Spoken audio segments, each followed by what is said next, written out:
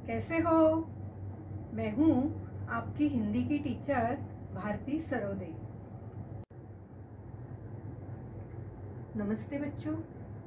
कोविड-19 के इस मुश्किल दौर ने हमें अपने घरों में रहकर अपना कार्य करने के लिए मजबूर कर दिया है, लेकिन बृहन्मुंबई महानगर पालिका ने आपके लिए इस चैनल के द्वारा पढ़ने का अवसर दिया है। इस चैनल द्वारा आपके लिए वीडियो बनाए जाते हैं जिसमें आपका पाठ, उसका शीर्षक तथा उसके नीचे दिए गए स्वाध्याय सभी दिखाई देंगे, जो आप घर बैठकर ही अपना अध्ययन पूरा कर सकोगे। तो चलिए आज हम एक नए पाठ की ओर जाते हैं। बृहन्मुंबई महानगर पालिका शिक्षण विभाग वर्चुअल ट्रेनिंग सेंटर द्वारा मैं भारती सरोदे आपका स्वागत करती हूँ। नमस्ते मेरे प्यारे बच्चों। आज हम 7वीं कक्षा के सुलभ भारती का अभ्यास करेंगे। आज दूसरी इकाई का चौथा पाठ जो है शब्द संपदा, यह पढ़ेंगे। तो आइए देखते हैं शब्द संपदा। आइए सबसे पहले आपको लेखक का परिचय करा दूं। ये है डॉक्टर सूर्य नारायण रणसुभे जी। आइए इनके बारे में जानते हैं। आपका जन्म 7 अगस्त 1942 गुलबर्गा, कर्नाटक में हुआ है। आपकी रचनाएं लगभग 65 पुस्तकें प्रसिद्ध है। अनुवाद का समाजशास्त्र तथा हिंदी कथा साहित्य और देश विभाजन, यह पुस्तकें विशेष उल्लेखनीय हैं।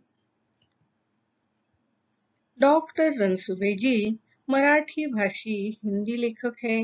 वे प्राध्यापक, अनुवादक, समीक्षक के रूप में जाने जाते हैं। समकालीन हिंदी के एक प्रमुख साहित्यकार हैं। वे हिंदी के अध्यापक रहे हैं। उनकी विभिन्न रचनाओं के लिए उन्हें विविध पुरस्कार से सम्मानित किया गया है। प्रस्तुत निबंध के माध्यम से लेखक ने शब्दों की शक्ति को दिखाते हुए इनकी संपदा को बढ़ाने के लिए जागरूक किया है।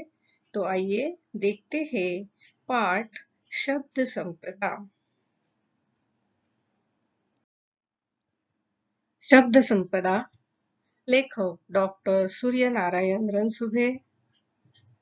आदिम अवस्था से आधुनिक मनुष्य तक की विकास यात्रा का रहस्य किसमें है? क्या इसका तुम्हें पता है? अधिकांश लोग इसका उत्तर देते हैं कि अन्य प्राणियों की तुलना में मनुष्य का विकसित मस्तिष्क इस पूरी प्रगति व संस्कृति के मूल में है। यह उत्तर अपूर्ण है। पूर्ण उत्तर यह है कि मनुष्य की प्रगति हुई, वह इसलिए कि इस मस्तिष्क ने भाषा की खोज की। भाषा ही सभी प्रगति की जड़ में है। दुनिया की सभी ज्ञान शाखाओं का विकास हुआ भाषा के कारण। भाषा का अर्थ है सार्थक शब्दों का व्यवस्थित क्रमबद्ध संयोजन। तो देखो, आदिम अवस्था, आदिकाल से जो हमारे पूर्वज थे, वो जंगलों में रहते थे, शिकार करते थे। उस अवस्था से आज का जो आधुनिक मनुष्य है, उसका जो विकास हुआ है, उस विकास यात्रा का रहस्य किसमें है? रहस्य यानी भेद किसमें है? तो अधिकांश लोग, अधिकतर लोग इसका उत्तर क्या देते हैं? अन्य प्राणियों की तुलना में मनुष्य का विकसित मस्तिष्क इस पूरी प्रगति व संस्कृति के मूल में है। मूल यानी जड़। तो लेखक कहते हैं कि यह उत्तर अपूर्ण है। पूर्ण उत्तर यह है कि मनुष्य की प्रगति हुई, वह इसलिए कि इस मस्तिष्क ने भाषा की खोज की। खोजना यानी ढूंढना। मनुष्य का जो विकसित मस्तिष्क है, इस मस्तिष्क ने कितनी सारी भाषाएं खोज निकाली हैं। तो ये भाषा ही सभी प्रगति की जड़ में है। जड़ में यानी मूल में है। दुनिया की सभी ज्ञान शाखाओं का विकास हुआ भाषा के कारण। जितनी भी ज्ञान शाखाएं हम देख रहे हैं, उन सब का विकास भाषा के कारण ही हुआ है। तो भाषा, इसका सरल सरल अर्थ यह है कि सार्थक शब्दों का व्यवस्थित क्रमबद्ध संयोजन। सार्थक यानी जिसमें कोई अर्थ हो, ऐसे शब्दों का व्यवस्थित क्रमबद्ध, क्रमबद्ध यानी एक के बाद एक क्रमवार किया हुआ संयोजन। संयोजन करना यानी मिलाना, जोड़ना। तो सार्थक शब्दों को एक के बाद एक जोड़ने से हमारी ये भाषा तैयार होती है, हमारा वाक्य तैयार होता है। तो इस तरह केवल विकसित मस्तिष्क ही नहीं, तो भाषा भी हमारे इस प्रगति की जड़ में है। यह बात डॉक्टर रणसुभे जी हमें बताते हैं। तो यहाँ आदिम, आदिम अवस्था से आधुनिक अवस्था यानी आदिम, इसका विरुद्ध अर्थ का शब्द है आधुनिक। तो विकसित, इसके विरुद्ध अर्थ का शब्द है अविकसित। अपूर्ण, जिसका विरुद्ध अर्थ का शब्द है पूर्ण। तो इस तरह यह विरुद्ध अर्थ के शब्द भी हम यहाँ देख रहे हैं। साथ ही सार्थक, यह जो शब्द है, सार्थक का अर्थ है जिसमें कोई अर्थ हो। तो उसके विरुद्ध अर्थ का शब्द है निरर्थक, जिसमें कोई अर्थ नहीं, वह निरर्थक। तो आगे का पाठ भी हम पढ़ते हैं, आओ। शब्दों का यह संसार बड़ा विचित्र है। शब्दों की ताकत की ओर हमारा ध्यान कभी जाता नहीं। शब्द ही मनुष्य को ज्ञान से जोड़ते हैं, शब्द ही मनुष्य को मनुष्य से जोड़ते हैं, और शब्द ही मनुष्य को मनुष्य से तोड़ते हैं। विज्ञान की दृष्टि से तो अक्षर ध्वनि के चिन्ह हैं, निर्जीव है।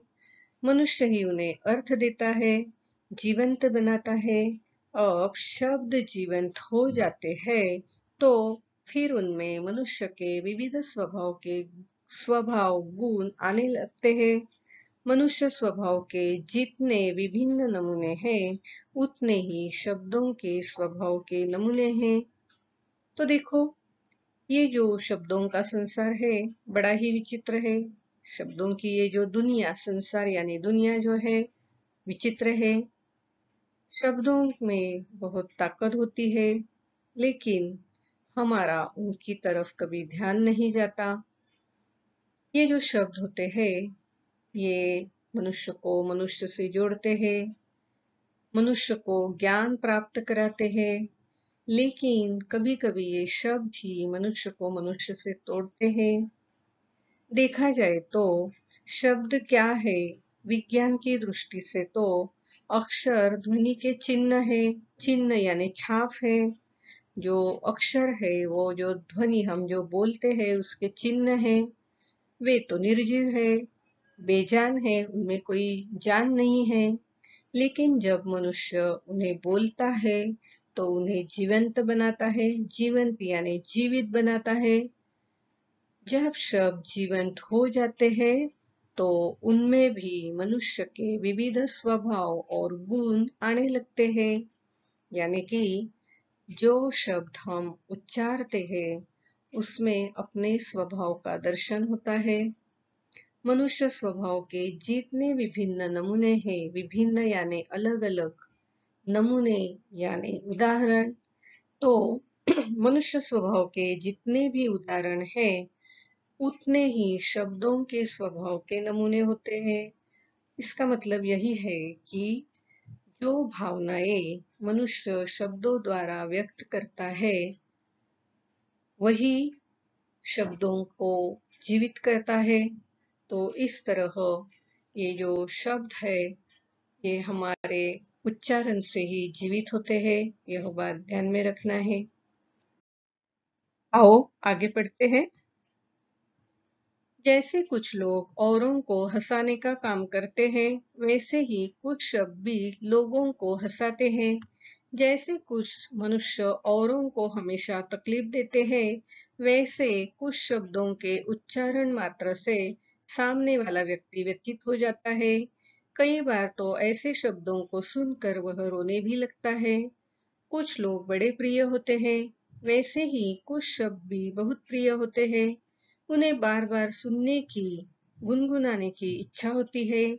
एक और कुछ शब्द धोखा देने वाले होते हैं, कुछ निरर्थक होते हैं, तो दूसरी ओर कुछ शब्द बहुत सज्जन, सात्विक, सभ्य और सुसंस्कृत होते हैं।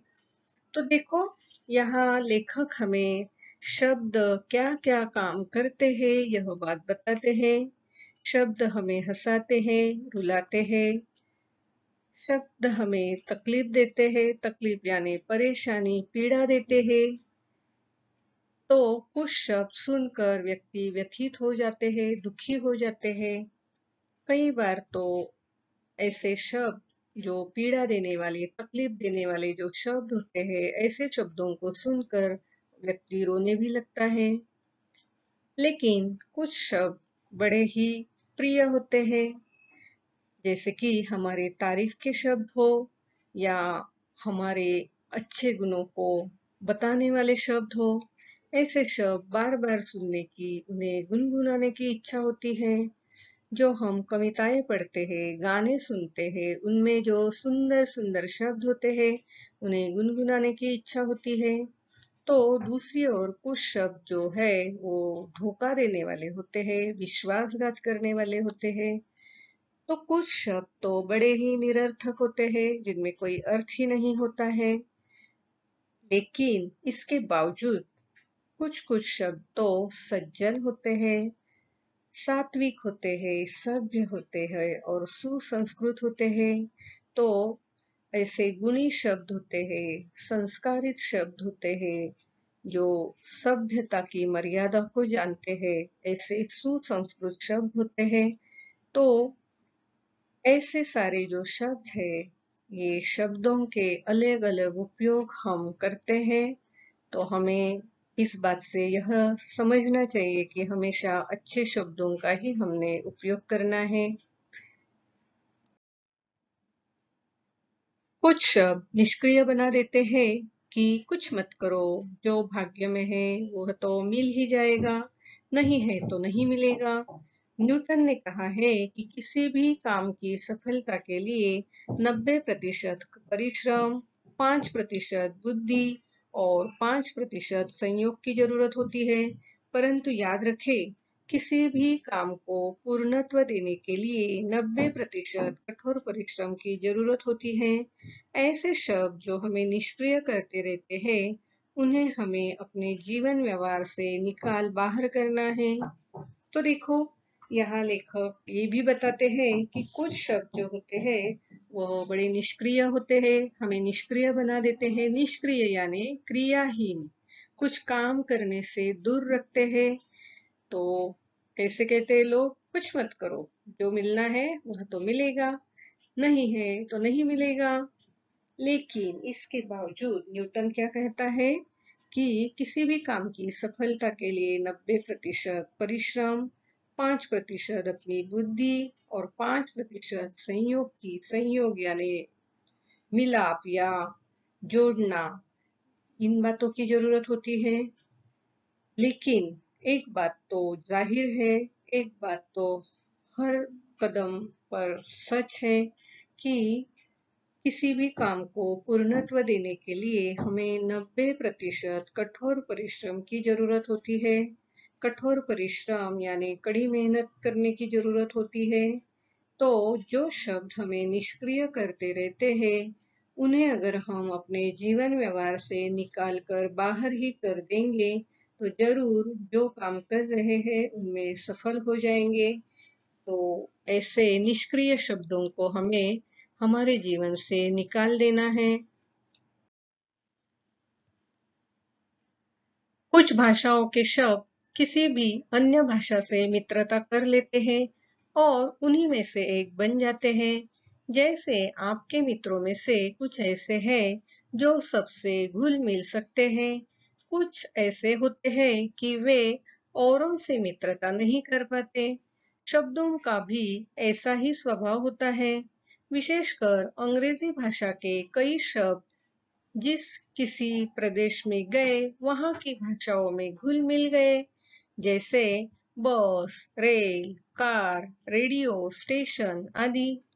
तो देखो अभी ये जो शब्द है एक भाषा से दूसरी भाषा में जाते हैं, दूसरी भाषा के शब्दों से मित्रता करते हैं, मित्रता यानी दोस्ती करते हैं और वहां वे घुल मिल जाते हैं, उनमें से एक बनकर रह जाते हैं। घुल मिल जाना यानी मिलनसार होना, एक दूसरे से मिल जाते हैं। तो कुछ शब्द ऐसे भी होते हैं वे कभी दूसरों से मित्रता नहीं कर पाते। तो ये शब्दों के ऐसे स्वभाव होते हैं। उनमें से एक जो अंग्रेजी भाषा है उसके कई शब्द जिस जिस प्रांत में जिस जिस प्रदेश में गए वहां की भाषाओं में घुल मिल गए, यानी कि वहां की भाषाओं में ये जो अंग्रेजी शब्द है जैसे बस, रेल, कार, रेडियो स्टेशन, ये उनकी ही भाषा के शब्द हो इस तरह उपयोग में लाए जाने लगे। तो ये अंग्रेजी जो शब्द है वहां के भाषा में घुल मिल गए।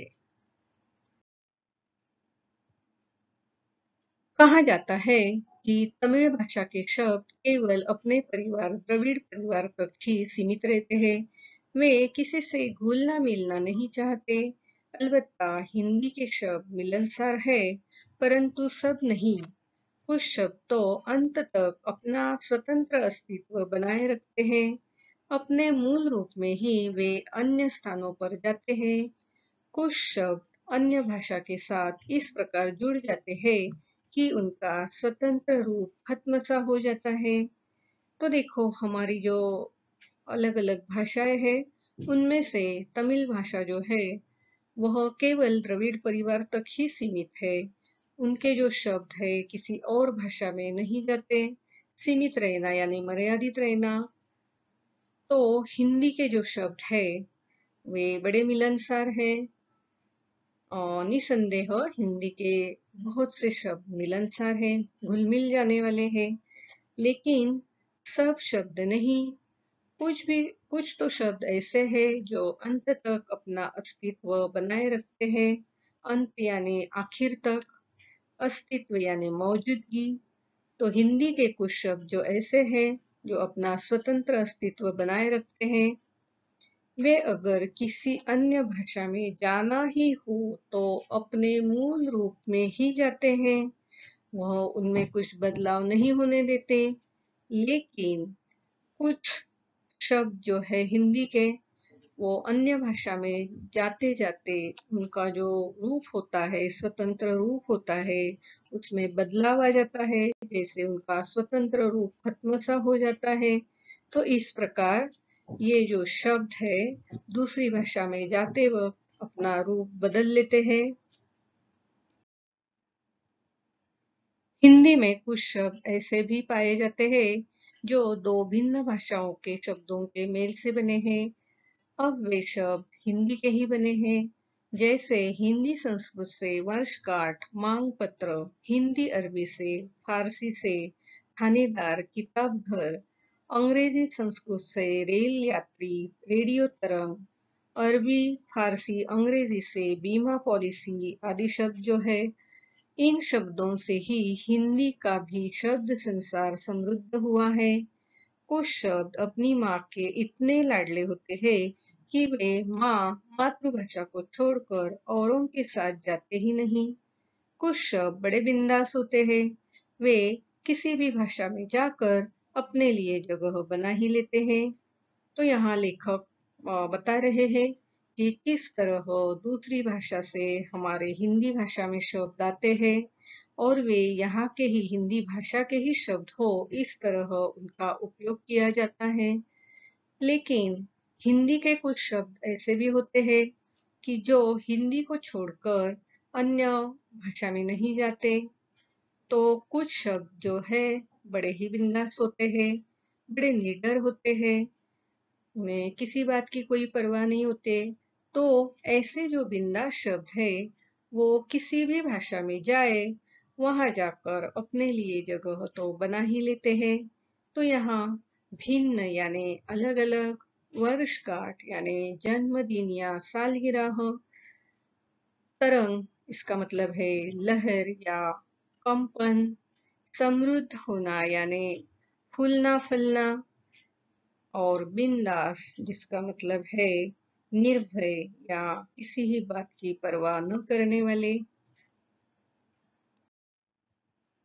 शब्दों के इस प्रकार बाहर जाने और अन्य अनेक भाषाओं के शब्दों के आने से हमारी भाषा समृद्ध होती है। विशेषता वे शब्द जिनके लिए हमारे पास प्रतिशब्द नहीं होते। ऐसे हजारों शब्द जो अंग्रेजी, पुर्तगाली, अरबी, फारसी से आए हैं, उन्हें आने दीजिए। जैसे brush, rail, pencil, radio, car, scooter, station आदि। परंतु जिन शब्दों के लिए हमारे पास सुंदर शब्द है, उनके लिए अन्य भाषाओं के शब्दों का उपयोग नहीं होना चाहिए। हमारे पास माँ के लिए, पिता के लिए सुंदर शब्द है, जैसे माई, अम्मा, बाबा, अक्का, अन्ना, दादा, बापू आदि। अब उन्हें छोड़ मम्मी डैडी कहना अपनी भाषा के सुंदर शब्दों को अपमानित करना है। तो देखो, लेखक यहाँ हमें बता रहे हैं कि जिस तरह हमारी भाषा से शब्द दूसरी भाषाओं में जाते हैं या दूसरी भाषाओं के शब्द हमारे भाषा में सम्मिलित होते हैं, तो इसी तरह ये भाषाएं समृद्ध होती जाती हैं। विशेषता जो शब्द दूसरी भाषा से हम अपनाते हैं और जिनके लिए हमारे पास प्रतिशब्द नहीं है, प्रतिशब्द यानी समान अर्थ के शब्द नहीं है, ऐसे हजारों शब्द जो अंग्रेजी, पुर्तगाली, अरबी, फारसी से आए हैं। तो लेखक क्या कहते हैं, दूसरी भाषा से अगर शब्द हमारी भाषा में आते हैं तो आने दीजिए, उतने अपना लीजिए। परंतु परंतु ध्यान में रखो कि जिन शब्दों के लिए हमारे पास सुंदर शब्द है, उनके लिए अन्य भाषाओं के शब्दों का उपयोग नहीं होना चाहिए। उदाहरण के तौर पर लेखक ने यहाँ बताया है कि माँ और पिता के लिए हमारी भाषा में बहुत ही सुंदर प्यारे शब्द हैं, जैसे माई, अम्मा, बाबा, अक्का, अन्ना, दादा, बापू। ऐसे इतने प्यारे शब्दों को छोड़कर आजकल के बच्चे अपने माता पिता को मम्मी डैडी कह के पुकारते हैं। तो इस तरह अपने सुंदर शब्दों को छोड़कर दूसरे शब्दों को अपनाना यानी अपनी ही भाषा के सुंदर शब्दों को अपमानित करना है। तो ये बात भी हमने हमेशा ध्यान में रखनी है। हमारी भाषा का जो लिहाज है, हमारी भाषा का जो मान है, उसे संभालना चाहिए। तो इस तरह यहाँ लेखक हमें दूसरे भाषा के शब्दों को अपनाने की इजाजत देता है। उसी के साथ साथ अपनी भाषा में जो सुंदर शब्द है, उनके लिए दूसरे भाषा के शब्दों का उपयोग न करने की सलाह भी देता है। तो आइए आगे भी देखते हैं। हमारे मुख से उच्चारित शब्द हमारे चरित्र, बुद्धिमत्ता, समझ, संस्कारों को दर्शाते हैं। इसलिए शब्दों के उच्चारण के पूर्व हमें सोचना चाहिए। कम से कम शब्दों में अर्थपूर्ण बोलना और लिखना एक कला है। यह कला विविध पुस्तकों के वाचन से, परिश्रम से साध्य हो सकती है। मात्र एक गलत शब्द के उच्चारण से वर्षों की दोस्ती में दरार पड़ सकती है। अब किस समय, किसके साथ, किस प्रकार के शब्दों का प्रयोग करना चाहिए, इसे अनुभव, मार्गदर्शन, वाचन और संस्कारों द्वारा ही सीखा जा सकता है। सुंदर, उपयुक्त और अर्थमय शब्दों से जो वाक्य परीक्षा में लिखे जाते हैं, उस कारण ही अच्छी श्रेणी प्राप्त होती है। अनाप शनाप शब्दों का प्रयोग हमेशा हानिकारक होता है। तो देखो, यहाँ लेखक हमें बताते हैं कि जो शब्द का हम उच्चारण करते हैं, उच्चारित यानी बोलना, तो उससे सामने वाले को हमारे चरित्र, बुद्धिमत्ता, समझ और संस्कारों के बारे में पता चलता है। तो हमें कोई भी शब्द बोलने से पहले सोचना चाहिए। कम से कम शब्दों में बोलना और लिखना यह तो एक कला है। इस कला को पाने के लिए विविध पुस्तकों की वाचन करने चाहिए, परिश्रम करने चाहिए, तभी ये कला हमें साध्य हो सकती है, प्राप्त हो सकती है। मात्र गलत शब्द के उच्चारण से हमारे वर्षों की दोस्ती टूट सकती है, उसमें दरार पड़ सकती है, दूरी आ सकती है। तो हमें किस समय किसके सामने किस प्रकार के शब्दों का प्रयोग करना चाहिए, यह बात सीखने के लिए जो पुस्तक है, उनके जो अनुभव है, उसमें जो मार्गदर्शन किया है, उनके वाचन से, उनके संस्कारों से ही ये बात सीखी जा सकती है। सुंदर, उपयुक्त और अर्थपूर्ण शब्दों से अगर हम परीक्षा में उत्तर लिखते हैं, तो ही हमें अच्छे गुण मिलते हैं, अच्छी श्रेणी मिलती है। अनाप-शनाप शब्दों का प्रयोग हमेशा ही हानिकारक होता है। अनाप-शनाप यानी जो गलत शब्द है या जो शब्द दूसरों को हानि पहुंचाते हैं, तो ऐसे अनाप-शनाप जो शब्द है, उनको हमने त्यागना है। निरर्थक बातें नहीं करनी है, बकवास नहीं करनी है।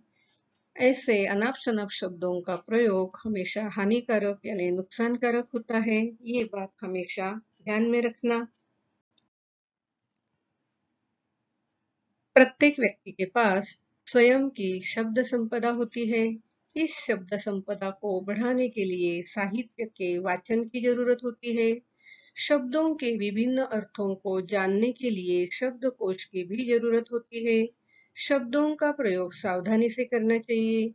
शब्दकोश का एक पन्ना रोज एकाग्रता से पढ़ोगे तो शब्द संपदा की शक्ति का पता चल जाएगा। तो अब तय करो कि अपनी शब्द संपदा बढ़ानी है। इसके लिए वाचन संस्कृति को बढ़ाओ, पढ़ना शुरू करो। तुम भी शब्द संपदा के मालिक बन जाओगे, मालिक हो जाओगे। तो देखो, यहाँ लेखक हमें बताता है कि अगर हमारी शब्द संपदा हमें बढ़ानी है तो हमें क्या क्या करना चाहिए। वैसे तो जन्म से हर कोई शब्द सुनता है, अपनाता है। इसके वजह से उसकी स्वयं की एक शब्द संपदा होती है। स्वयं यानी खुद की, संपदा यानी धन, शब्दों का धन होता है उसके पास। उस शब्द संपदा को और भी बढ़ाने के लिए उसे क्या करना चाहिए? वाचन करना चाहिए। अभी ये जो शब्द होते हैं, इन शब्दों के विभिन्न अर्थ होते हैं। विभिन्न यानी अलग-अलग अर्थ होते हैं। तो इनको जानने के लिए हमें शब्दकोश की भी जरूरत होती है। शब्दकोश में शब्दों के विभिन्न अर्थ और व्याकरण दृष्टया सारी बातें उन शब्दों के बारे में लिखी होती है, बताई जाती है। तो शब्दों का प्रयोग भी हमें सावधानी से करना चाहिए। पहले ही बता दिया है ना कि अनाप शनाप बकने से, गलत शब्दों से रिश्तों में दरार आती है। तो इसलिए शब्दों का उपयोग हमें किस तरह करना चाहिए? सावधानी से करना चाहिए। शब्दकोश का एक पन्ना रोज एकाग्रता से पढ़ोगे तो शब्द संपदा की शक्ति का पता चल जाएगा। तो आगे से रोज हमें पढ़ना है। तो अब तय करना यानी निश्चय करना कि तुम्हें अपनी शब्द संपदा बढ़ानी है। तो शब्द संपदा बढ़ाने के लिए दो बातें जरूरी है कि वाचन संस्कृति को बढ़ाओ और शब्दकोश को अपनाओ। इस कारण तुम भी शब्द संपदा के मालिक हो जाओगे। आओ बच्चों, आज हमने जो शब्द संपदा यह पाठ पढ़ा है, उसका कुछ शब्दों में सारांश देखते हैं। पाठ का सारांश इस तरह है। शब्द संपदा इस पाठ में डॉक्टर सूर्य नारायण रणसुभे जी ने बताया है कि शब्दों का संसार अनोखा और विस्तृत है। हमारी प्रत्येक भावनाओं को दर्शाने के लिए हर प्रकार के शब्द उपलब्ध हैं। जो शब्द बुरे और अनुचित होते हैं, वे संबंधों में दीवार खड़ी कर देते हैं। इसलिए ऐसे शब्दों को जीवन से निकाल देना चाहिए। हमारे मुख से उच्चारित शब्द हमारे चरित्र, बुद्धिमत्ता, समझ और संस्कारों को दर्शाते हैं। इसलिए शब्दों के उच्चारण के पूर्व हमें सोचना चाहिए। कम से कम शब्दों में अर्थपूर्ण बोलना और लिखना एक कला है। यह कला विविध पुस्तकों के वाचन से, परिश्रम से साध्य हो सकती है। हमें अपनी शब्द संपदा विकसित करने के लिए शब्दकोश, साहित्य और ज्ञानवर्धक पुस्तकें पढ़नी चाहिए।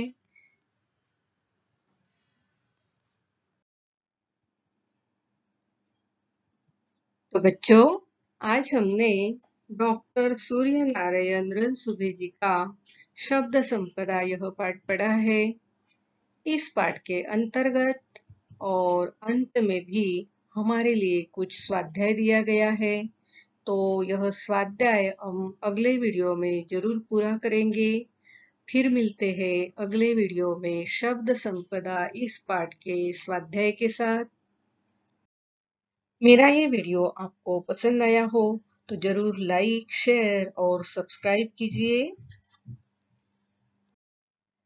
मेरा ये वीडियो ध्यान से देखने के लिए आप सभी को बहुत बहुत धन्यवाद।